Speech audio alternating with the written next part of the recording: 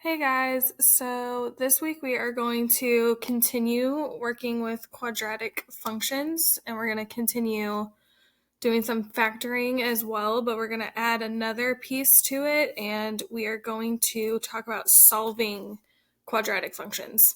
So we're actually going to get like a nice pretty x equals a number answer, which I'm sure some of you are going to love. To start out with, I have a couple notes up here for us to fill in.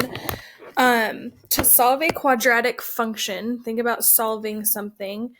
That means we are going to find the solutions. And if you think back to when we talked about the characteristics of quadratic functions, we've used that term solutions before, and there are other terms that can mean the same thing as solutions. The other terms were roots, zeros, and x-intercepts. So when we go through this process of actually solving these quadratic functions now, that means that we are going to be finding the x-intercepts, the solutions. When you solve something, you get a solution. We know solutions means x-intercepts. So that's kind of how all of this ties in together. An easy way for us to tell that we're actually supposed to go through the whole process of solving now, not just factoring. An easy way to tell is that there's going to be an equal sign. So if you see this first example right here, we have x squared plus 3x minus 12 equals 6. So this is like a full-on equation now. We are going to solve by factoring. So we still have that factoring piece, but there's more that we add to it. So some steps to follow along with as we learn how to solve by factoring. The first thing we want to do is we want to set our equation equal to 0. And we also want to make sure that our squared term is positive. So that means in our quadratic function that we're given, we want whatever term has x squared on it, that needs to be positive. That way we can factor it more easily and get our solution. So for this one, we're going to go like back and forth between the steps and actually working this example. So our x squared plus 3x minus 12 equals 6 example. Right now it's equal to 6, which is not 0. And we need to get it equal to 0. So to do that, we're just going to subtract 6 from both sides of our equation. That way it'll cancel out the positive 6 on the right side of the equal sign, and we'll get x squared plus 3x minus 18. We can only take the 6 away from the negative 12 right here because those are like terms. There's no x on the 6, so it's just taken away from its like term. And now it's equal to 0. We would also want to check to make sure our squared term is positive, which it is. Now we get to the factoring part. So we're going to kind of ignore the equals 0 part to start with, and we'll go through our factoring steps. So just like for normal factoring, we would check for a GCF first, which there's no GCF in this problem. X squared plus 3x minus 18, no GCF. Now we're going to factor it completely. So I'm going to set up my two sets of parentheses. I am going to keep the equals 0 part because that's part of our equation now.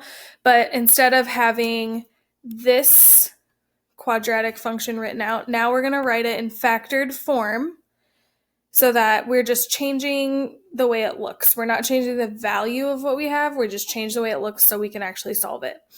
When we factor, we could set up our little box and do it that way. I just know that I need to have two factors that multiply to negative 18 and add to 3x. So those are going to be 6 and minus 3. So now we've rewritten that into factored form, and now we can solve. And we're going to do that by setting each factor equal to 0. So we're actually taking those two factors that we put in parentheses right here, and we're gonna set up two mini equations. I call them that a lot. So I'm gonna take x plus 6 and make it equal to 0, and I'm gonna take x minus 3 and also make that equal to 0. And then it says our last step is to solve each equation. So solve each of our mini equations for the variable. So I would do x plus 6 equals 0. To get x by itself, we would subtract 6. We get x equals negative 6. And for our other equation, x minus 3, we would add 3 to both sides, and we get, we get x equals positive 3. So those would be our two solutions. So there's a couple different ways you might see those written out. We could say our answers are x equals negative 6 and 3. Sometimes we'll write our answers in a bracket as a set to show that these are two solutions. It's different than writing them in parentheses. If it was parentheses, it would look like an ordered pair. So we just leave them in the fancy bracket thing. And that's just showing you that your solutions are negative 6 and 3. So that's all the steps. Now we're just going to practice that using these examples here. If at any point during this you want to pause, try it, and then check it with mine, you can. On some of the easier factoring ones, I might skip the box. But if you need to use the box, go for it. So here we go. Example 2. The first one here, we've got x squared plus 10x plus 25 equals 0. Just a reminder, our first step would be set equation equal to 0 and make sure our squared term's positive, which it already is. So now we can just go ahead and factor it. So I'm going to have my two sets of parentheses, x in the front. Since a, the coefficient in front of the x squared, is just positive 1, these are the easy ones to factor. So if you can get good at just splitting the x's and filling in your two sets of parentheses without the box, then go for it. I know that I want to multiply to 25 and add to 10. So those factors would be x plus 5 and x plus 5. When we set our mini equations after that equal to 0, I'm still going to write them both for this example, even though obviously they're the same. We would subtract 5. You get x equals negative 5. If I subtract 5 again, obviously we're going to get x equals negative 5. So this is kind of a special situation. What this means is if we had a graph of our parabola, our x-intercept would be a spot where the parabola just touches the x-axis and then bounces off. So it's not like crossing in multiple places. So you don't have to write that answer twice. Like if I just circle one of them, it's good to go. I don't have to write x equals negative 5 and x equals negative 5 because they're the same number. So that might happen. It's totally fine. You just need one of them. B. So for this example, we've got 48t equals 16t squared. And obviously there's no equal to 0 part, so we're going to have to solve for that. Something I want to remind you of is that our squared term needs to be positive. So because we always think, oh, my equals 0 has to be on the right side, you might want to think, oh, maybe I should subtract 16t squared first. If we did that, though, then our squared term is going to be negative. So instead, I'm just going to go the other way, and I'm going to subtract 48t from this side. So that means technically my 0 is on the left side. It's the same thing, not a big deal. If you are really uncomfortable putting the equal 0 to the left, you can totally just switch it around and, whoops, t, write it that way. Same thing. So we made it equal to 0 now, positive squared term, check for a GCF. This one, since it only has 2 terms, we definitely want to make sure we check for a GCF, because I would think, okay, there's only 2 terms, maybe something different's happening here. So when I check for my GCF, I notice that I can take out a 16 from both terms, and I can also take out a t. So when we do that, remember that's like dividing out the GCF from both terms. The 16t goes in the front, and our parentheses is going to have our leftovers. So for the first term here, the only thing that's left over is t. And then for the second term, 48 divided by 16 is 3. And then the t's cancel out. So we would be left with 16t and then t minus 3. Now, since this is not a normal trinomial example like the last one, after we take out the GCF, we actually can't factor anymore. So we're going to go to that next step of setting our factors equal to 0. And even though this one looks different, we're still going to do that with both. Technically, like, if you feel weird about the 16t without parentheses, you could put parentheses around it so that it's even more clear that that's a factor. But these are your 2 factors, 16t and t minus 3. So we're going to set them both equal to 0, just like we did before. For this one on the left, since I have 16 times t, I'm going to divide by 16. And anything, when you divide 0 by anything, you get 0. So t equals 0 is one of our solutions. And then over here, we would add 3 to the other side to get t equals positive 3. So your 2 answers are 0 and 3, your 2 solutions. So that means like this quadratic function would have x-intercepts at 0 and 3.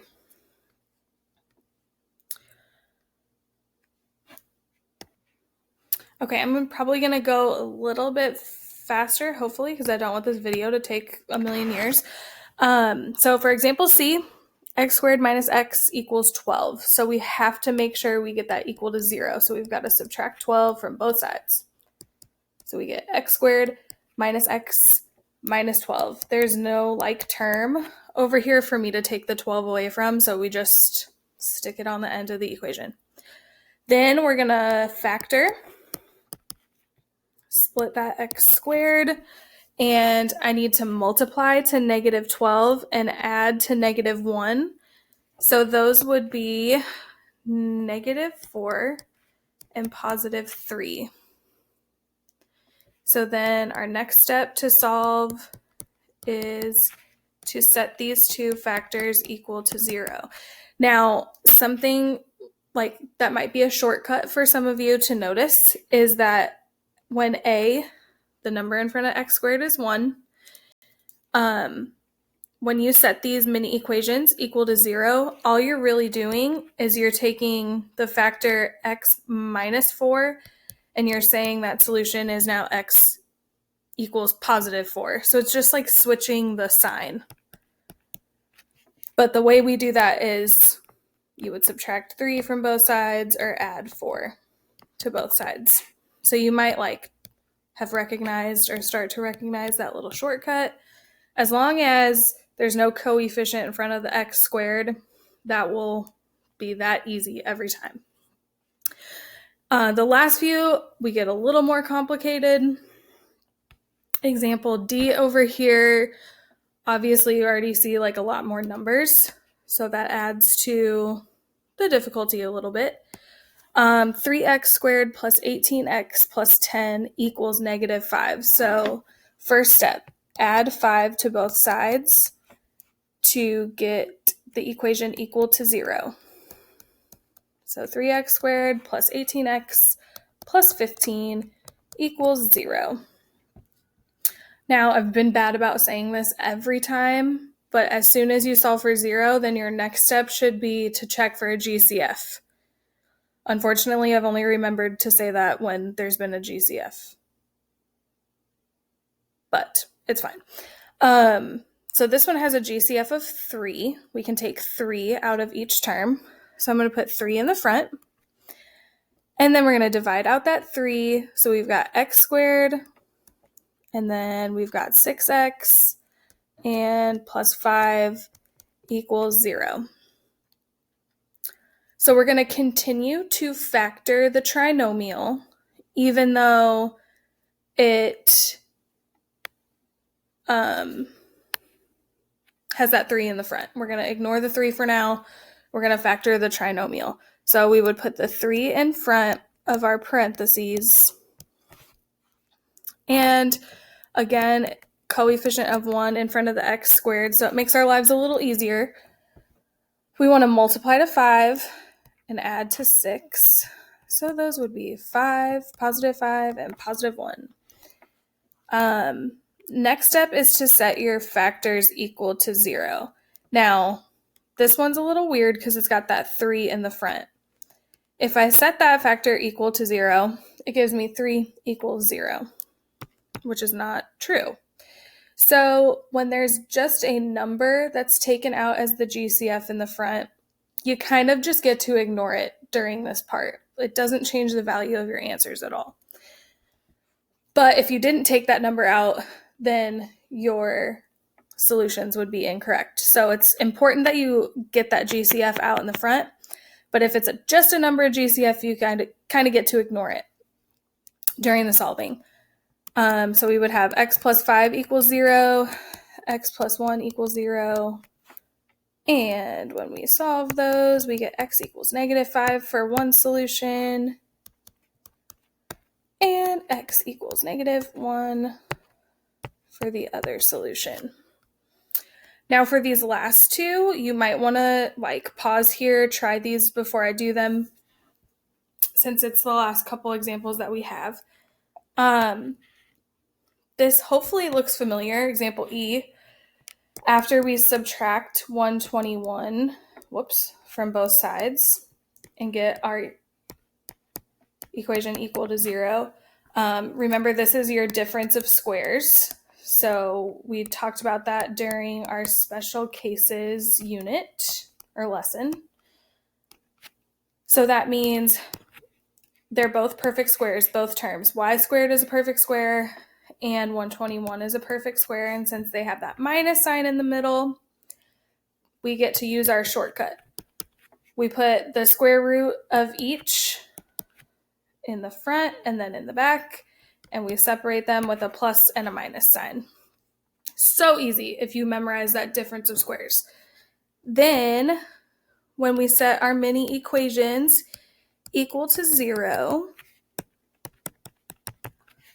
we get y equals negative 11 and y equals positive 11. So if you wanted to just box those are your two solutions.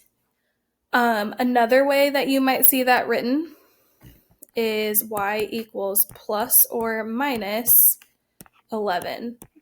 And I think on your quizzes, there might be one that looks like that you do for homework this week. So you've got plus or minus 11. It's just like a streamlined way of writing that solution. And then for our last example, F, we've got 8x plus 16 equals 3x squared.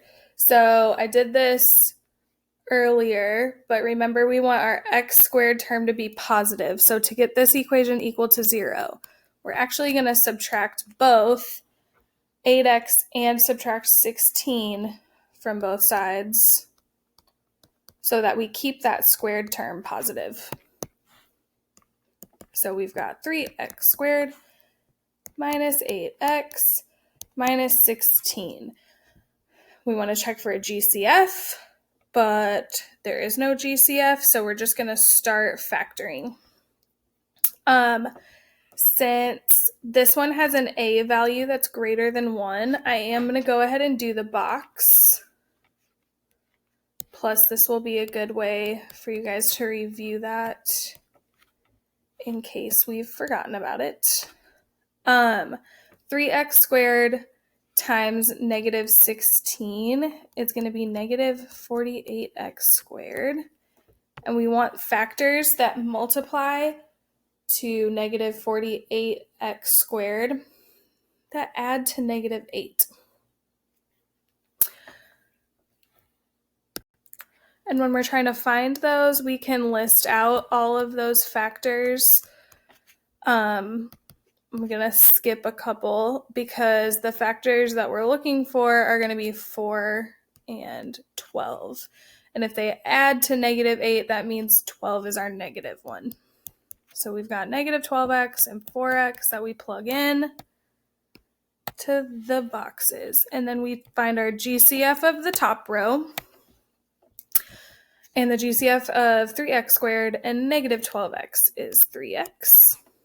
And then we go around and fill in the spaces on the outside. So 3x times x, 3x times negative 4, and x times positive 4.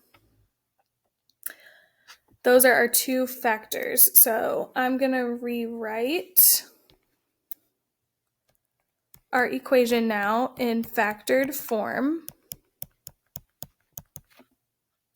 It's equal to 0. So 3x plus 4 times x minus 4 equals 0. So this is the one that's a little different. And there will be more practice problems like this on your quizzes to get you ready for your quiz at the end of the week, because it ups the difficulty level a little bit when there's a coefficient, but really it's not that bad. So you still set your equations equal to 0. I'm probably going to run out of room on this piece of paper. But you're still solving for x. This one on the left just has another step. So we would subtract 4. That means you would have 3x equals negative 4 now. And I still don't have x by itself. So that means my last step is going to be to divide by 3 on both sides. So we get x equals negative 4/3. And then for our other one, we get x equals 4. Just add 4. So there are your two solutions. So remember, you may see those written in brackets, 4 and negative 4/3. The order doesn't matter. We could write them with one x equals and say negative 4/3 and 4. All the options. That's it for the practice problems on this page.